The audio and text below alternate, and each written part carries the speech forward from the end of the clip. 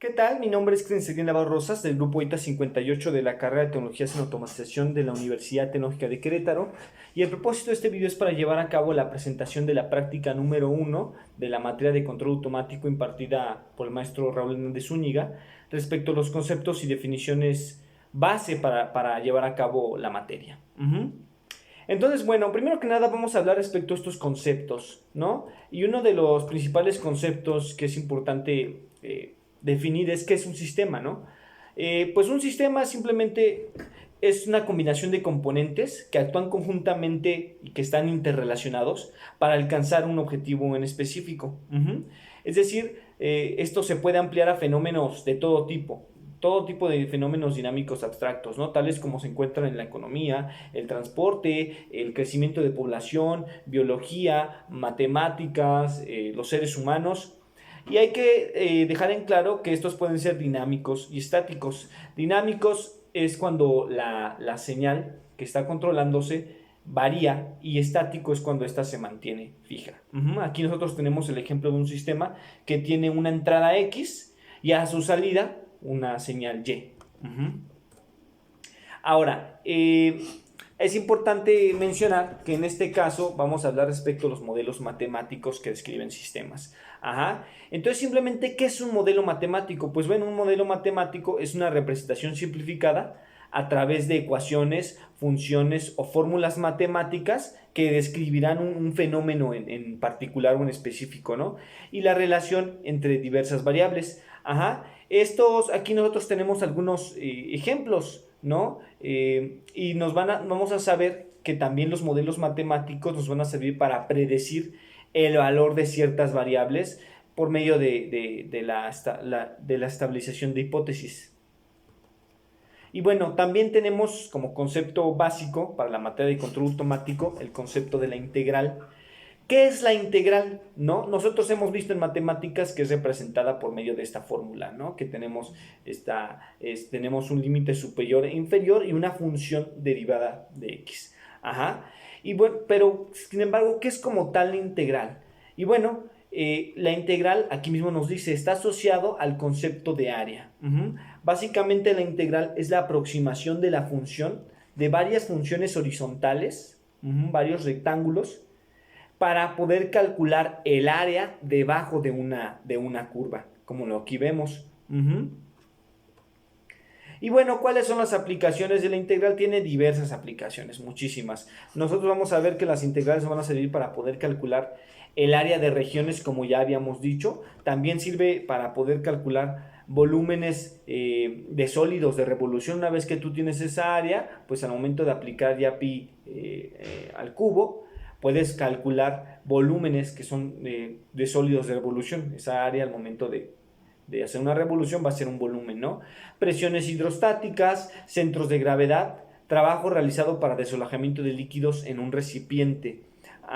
Que esto es más relacionado con los sistemas de control para cuando tú quieres saber la relación entre lo que entra y lo que sale. Y la derivada. Bueno, la derivada es un concepto matemático creado para cuantificar los cambios relativos en un instante de tiempo en un punto. Entonces nos dice que permite conocer lo sensible que es al cambio una variable con respecto a otra. Esto lo vamos a ver más adelante por medio de los videos, de estos videos de control automático, en el cual nos vamos a dar cuenta que la derivada va a ser algo muy importante para el desarrollo de sistemas PID, proporcional integral derivativo. Pero básicamente vamos a definir la derivada como la pendiente de un punto.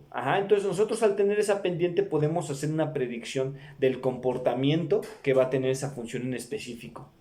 Y bueno, ¿cuáles son sus aplicaciones? Pues básicamente las derivadas nos permiten llevar a cabo el cálculo para el conocimiento de la existencia de puntos de inflexión, para la optimización, y también sabemos que nos permiten para velocidades y aceleraciones. Nosotros sabemos que si tenemos posición, la derivada de la posición va a ser la velocidad y la derivada de la velocidad va a ser la aceleración.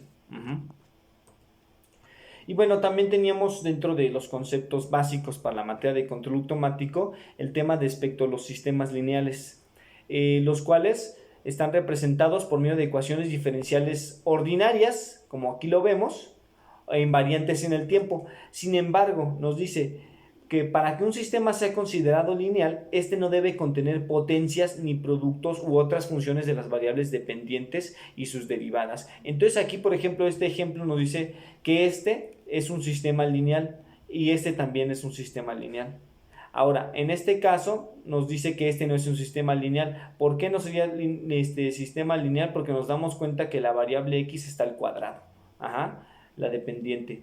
Entonces, en este caso, ninguna la dependiente, todas tienen exponente número 1. Sin embargo, en este caso, esta es la que tiene una variable, un exponente mayor a 1. O también, si se encuentra dentro de otra función, la variable dependiente deja de ser un sistema lineal. Y luego tenemos el sistema lineal invariante en el tiempo. ¿Para qué nos funcionan? Bueno, los sistemas lineales invariantes en el tiempo nos facilitan el estudio y análisis de sistemas complejos que pueden ser representados mediante un modelo matemático. Cuando se posee poca información sobre un sistema, permiten predecir rápidamente cómo se va a comportar se representan mediante una ecuación lineal con coeficientes constantes. Se dice que es invariante en el tiempo porque la variable dependiente y sus derivadas aparecen con combinaciones lineales, como aquí nos damos cuenta. Pero obviamente para ser lineal invariante en el tiempo tiene que también cumplir las características del sistema lineal. Ahora, nosotros decíamos que la integral pues simplemente se relaciona con el cálculo del área, ¿no? Debajo de una curva. Entonces nos dice, aquí tenemos una definición más específica, que es la aproximación al área de la función por medio de la suma de los rectángulos, como decíamos, pequeños, bajo esta. Es decir, para calcular el área bajo la función se aplica la fórmula base por altura. Entonces aquí nos damos cuenta que esta área que nosotros tenemos aquí debajo de esta función, que son varias curvas, de hecho la forma de calcular la integral como tal es el área de cada uno de esos rectángulos que se encuentran debajo de la curva. Y bueno, gracias a que el aumento en el eje X es de una unidad, solo es necesario sumar las unidades del eje Y. Entonces, aquí nosotros nos daban en el caso de la práctica 1, nos daban un respectivo problema, nos daban una serie de puntos, los cuales nos dieron en Excel, y nos pedían calcular el área de esa función en específico. Entonces, ¿qué es lo que hicimos? Pues simplemente tú tenías la coordenada de cada uno de los puntos, ¿no? Teníamos 92,6295, 92,5215, 92,4323, 92,4438, 92,2119. Pero obviamente aquí nos dice que debido a que el aumento en el eje X era de una sola unidad, entonces lo único que tenía que hacerse era pues usar la fórmula de base por altura para cada uno de los rectángulos, de tal manera que para el ejercicio puesto en la práctica 1 respecto a calcular la integral de un número de puntos, pues simplemente era la área de este rectángulo más el área del otro, más el área del otro, más el área del consecutivo, ¿no? Todos los que teníamos así de puntos en la hoja de Excel que se nos proporcionó en la materia. Y nos daba esta área, 34.530,8968 unidades cuadradas. ¿Por qué cuadradas? Porque estamos hablando de área y esas son unidades cuadradas. Ahora, la derivada de cada punto. Nos ponían también otro segundo ejercicio, en la práctica 1 nos daban esto. Y nos decían calcular la derivada de cada uno de estos puntos. Entonces nosotros habíamos mencionado, al momento de graficarla, nosotros, la secuencia de puntos era la siguiente. Pero nos pedían calcular la derivada de cada uno de los puntos. Nosotros dijimos que la derivada es la pendiente de estos puntos, ¿no? Entonces, ¿qué es lo que hacemos? Pues calculamos y usamos la fórmula de pendiente, que la pendiente nos dice que m igual a pendiente es igual a y2 menos y1, x2 menos x1.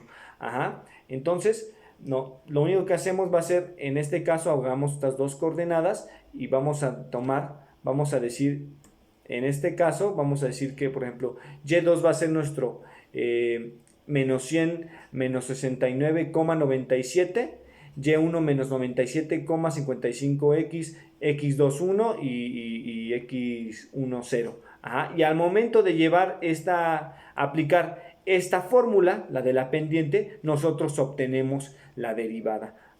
Entonces es importante darnos cuenta que aquí lo único que se está haciendo es calculando la derivada, pero obviamente para calcular la derivada tenemos que recordar que tenemos que contar con dos coordenadas. Ajá. Una coordenada siempre se va a componer de un eje X y un eje Y. Entonces, al final vas a tener dos ejes X y dos ejes Y, y esos son los que vas a utilizar, los que utilizamos, ahí perdón, se está moviendo esto, en nuestra fórmula de la pendiente. Y así se calculó la pendiente de cada uno de los puntos. No se ponen todos los puntos que nos dieron en el formato de Excel, ya que esto haría demasiado extenso la presentación en PowerPoint, ¿no?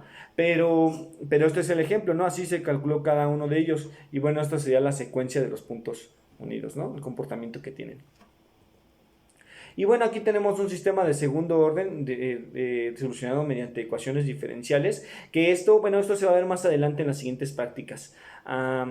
Pero bueno, para explicarlo rápidamente, nosotros vamos a darnos cuenta que es mucho más sencillo, va a ser mucho más sencillo resolver sistemas de segundo orden, de primer orden por medio de transformada de Laplace, ya que las ecuaciones diferenciales necesitamos saber los teoremas, ¿no? Pero por medio de transformada de Laplace será un poco más sencillo, ya que en vez de trabajar en función de una variable X, vamos a trabajar en función de una variable S, lo cual va a facilitar mucho más la resolución de estos sistemas. Y bueno, aquí tenemos el comportamiento del sistema. Ahorita lo importante es enfocarnos en los conceptos principales, integral y derivada. Estos conceptos respecto a sistemas de segundo orden, mediante Laplace y sistemas de primer orden, se solucionarán más adelante en las siguientes prácticas, que es justamente respecto a esos temas. Y bueno, estos son nuestras fuentes que se usaron para poder llevar a cabo el reporte y también la presentación respecto a este tema. Y bueno, muchas gracias.